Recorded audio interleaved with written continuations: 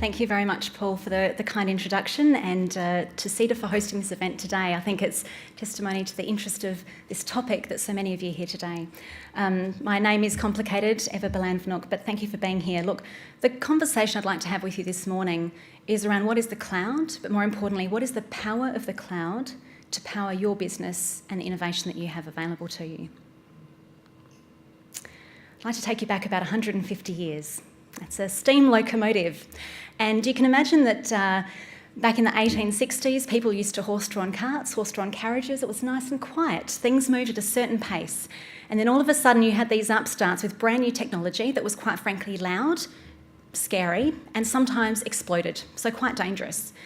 And people didn't understand this new technology. They didn't understand how steam worked. And so they were incredibly scared and incredibly nervous. So I'm not sure how many of you are aware of the Red Flag Act that was passed in 1865. And the most intriguing of those acts is the fact that someone had to walk 60 yards in front of that machine with a red flag to warn everyone that it was coming. Now, I think sometimes we might be a little bit like those folks who saw the first steam locomotive when we come across the cloud. What is it? We don't understand it. Is it scary? How will it help me? If we fast forward about 150 years, oops, it's gone too ahead. We see these beautiful new cars that, quite frankly, we would like to drive in. Now, Mark has talked a little bit about driverless cars. And the reason I think that driverless cars are so incredibly important is that actually that driverless car will be able to brake and react faster than any one of us in the room can. And how does that work? That works through the hundreds of sensors that are placed on that car, the tyres, the body of it. They're testing what surface is that car driving on. Is it bitumen, gravel, sand? Is it wet? Is it dry? Is there an oil slick? What objects are around that car? Are they stationary? Are they moving? Are they moving towards the vehicle? And it will react as it needs to keep us safe. But not only that, that data is all being sent up to the cloud. It's being aggregated, analysed, dissected, and the learnings are being sent back to every single other driverless car so that everyone can benefit from the same learnings to be safe. My two girls are 8 and 6, and I'm pretty sure they'll still get their driver's licence. Probably in not much longer than that, we'll be driving for fun, because that's what we'll do. We want to take the car out for a spin, because these cars will actually keep us safer and get us places we need to go in a much more effective manner. But not everyone has the luxury of having a Tesla or a beautiful driverless car, for that matter.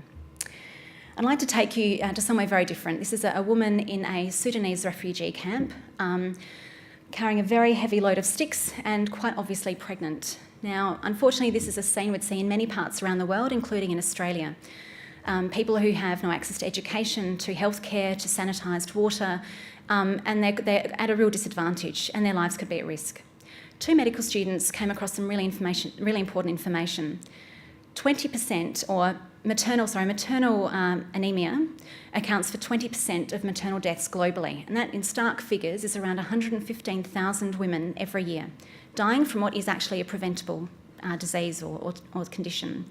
And these two students didn't stop there. Of course, the most reliable way to test have I got anaemia or not is through a blood test. But if you can't do that, apparently the colour of the inside of your eyelid will give a pretty good indication as to whether you might be anaemic. And so these two students, not fazed by what's happening with how do I access technology, they built a solution on the cloud. In fact, they built a selfie app. They built an app where you hold up to your eye with the right lighting conditions, you take a photo of that inside of your eyelid, gets sent up to the cloud, it gets analysed, aggregated, and what happens is, and results will come back to say, what's the probability that you're anaemic? Now imagine you're up in the Cooper PD, APY lands, you're pregnant, your nearest doctor's a few hundred kilometres away.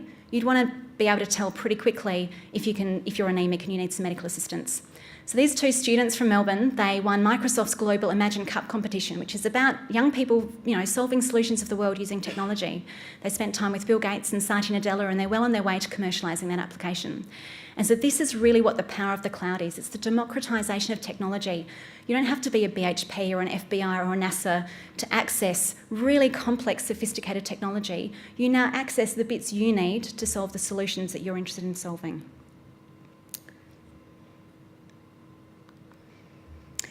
Mark's already touched on the fourth industrial revolution. It's incredibly topical. I would direct you to read an article by Klaus Schwab, who's one of the co-founders of the World Economic Forum, who really defines the fourth industrial revolution as this blurring between the digital and the physical spheres. I'm not wearing one, but has someone got a Fitbit on, Garmin, health band? We're using these devices now, right? It's testing our heart rate. Did I sleep well? Am I getting enough exercise? If it's not already, it's been connected to our health insurance providers. Maybe they'll give me a rebate because I do exercise every day. And so all of this information about our physical condition is now being sent up to the cloud so we can learn from it. But there are some other really fundamental changes that are happening in this period. It used to take a company around 20 years to reach $1 billion in market valuation. Think about Snapchat and Airbnb. It took them 2 to 3 years, respectively, to reach $1 billion worth of valuation. And I can promise you they didn't do it by starting out by building on-premises infrastructure. They leveraged the power of the cloud to build a truly global, innovative solution that solves major challenges.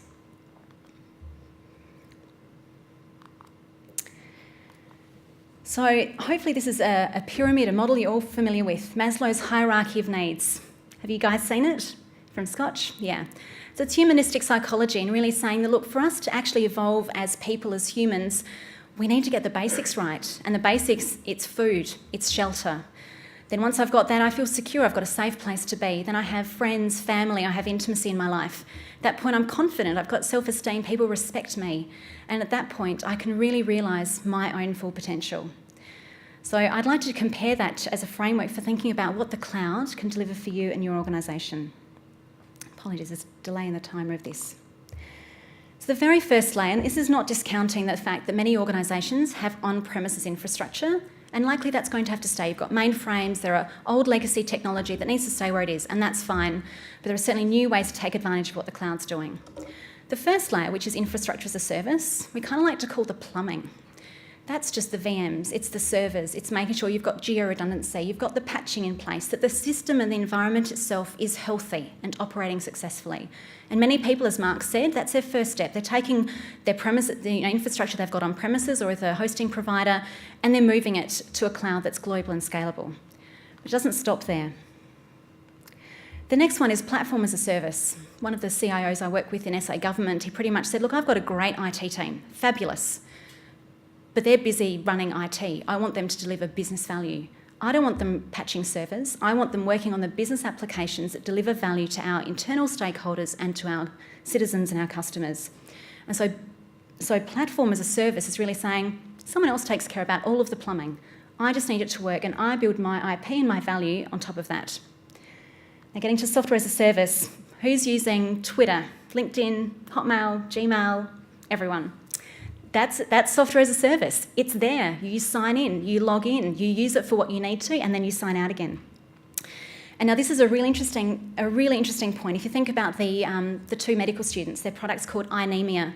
That is software as a service. They can make that globally available to anyone, and they can earn some money from it.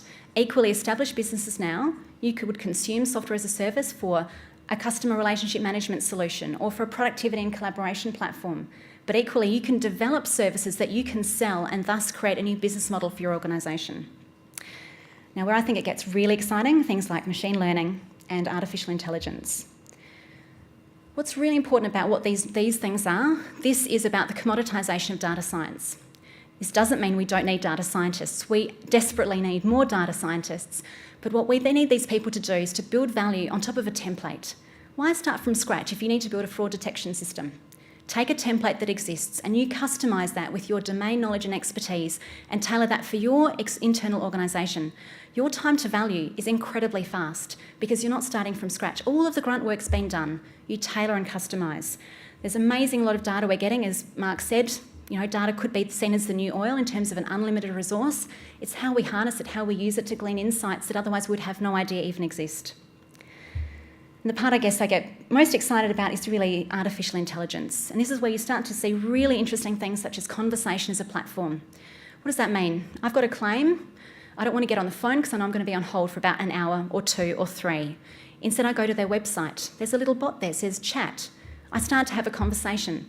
That's not a person sitting there. That's artificial intelligence learning what is the intent behind the questions that people are posing and responding and trying to probe to give me the information that I need in response. We're going to see more and more of this, and there are some amazing new APIs and ways of testing and experimenting. And this is true democratisation of technology. You don't need to be a big player to access this technology and build the billion-dollar data centres. anyone, students, startups, existing businesses, everyone can test this and try it out and see how it works. So hopefully that gives you a framework of how we see the evolution and the growth of the cloud. I'm sure there'll be more things above that we haven't even invented yet. What does this mean for business leaders? If I boil it down to real essentials, a business leader is there to grow profit for the organisation, to retain and grow shareholder value, and if you're a government agency, it's about delivering effective and efficient customer and citizen services. How do you do that? With the speed of change that we're in at the moment, you need to really be very proactive and agile in grasping the opportunities that cloud presents to you. I'd like to share an example of how some organisations are creating that petri dish of experimentation within their organisation. I think many of you would know Zara, the fashion house. So their manufacturing line runs at 75% capacity. And you might actually say, well, that's corporate suicide. Why am I only running at 75%? There's method behind their madness. When I go into their store, there are video cameras tracking what I'm doing. They're watching what I look at. They're watching what clothes do I take off the hanger and put back. When I walk into the change rooms, what clothes do I choose not to buy? And you know what? The staff are trained to ask me. I say, well, I didn't like the jacket, the way the lapel fitted, the colour wasn't quite right. They will go back and actually redevelop and redesign their clothes on a 4-weekly cycle so that they're much more closely attuned to what their customers want. And in this way, 75% capacity is perfect because it gives them that room and that flexibility to be agile and to meet the needs of the customers that they want. And what about our people? You know, it's challenging. We're in a very, very fast-moving time. And I love this picture because I actually wonder what she's doing. Is she having just a break in the park? Is she waiting for her kids to finish their soccer or their netball practice? Or is she actually taking some time out and taking advantage of the flexible working arrangements that she has with her employer that allow her to do whatever she needs to do, wherever she wants, from whichever device that she happens to be using, while maintaining all of the security and governance frameworks around it? You know, our lives, personal and professional, blurring incredibly. I don't know how many of you check your phone in the morning for email, check it late at night for email, and maybe in the day you're doing something personal. Our lives are really blending together. And so how do we help our people make sure that they don't get lost in this cacophony? Mark alluded to the fact that actually some of our colleagues out there in the IT space, they're quite nervous because actually this means a ton of change for the way that they operate and the way they deliver services and value back to the business. So I'd like to do a very shameless plug for one of our startups in Adelaide called Teamgage. They work with us through the Innovation Centre. The team was founded by some people who worked in some incredibly toxic teams, and it was a miserable work environment. And we all know the story. People join companies and they leave managers. And their premise was, well, hang on, surely if the manager knew or the team lead knew how toxic the environment was, they could have done something about it. And so they've created this amazing 20-second survey, and it truly only takes 20 seconds, we're piloting it in the Adelaide office, for the team to give feedback. That's the graph in the middle. The picture on the right is the dashboard I get, which gives me colour charts to see, okay, well, how's my team feeling?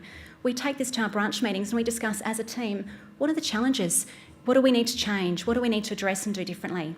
So this is an amazing organisation, Teamgage, building an incredible solution, software as a service, on a platform where they don't care what the infrastructure is. They only care about being able to develop their application to serve customers around the world, not just in Adelaide. So we are riding this incredible wave of opportunity. There's a ton of change. And some organisations are going to coast along the crest of that wave to amazing success. And some others are not going to make it. We all know the Kodak example. They didn't make it because they didn't innovate. They didn't challenge themselves. They didn't disrupt themselves and say, someone else is going to cannibalise my business. Well, I'd better do it first. Otherwise, I'm totally out of business. So as business leaders, as new business leaders and students, really the onus is actually on you to experiment and to try and see how can you take advantage of these technologies for your own business benefit, about delivering profit, shareholder value, and great citizen services that we all expect from our government. Thank you.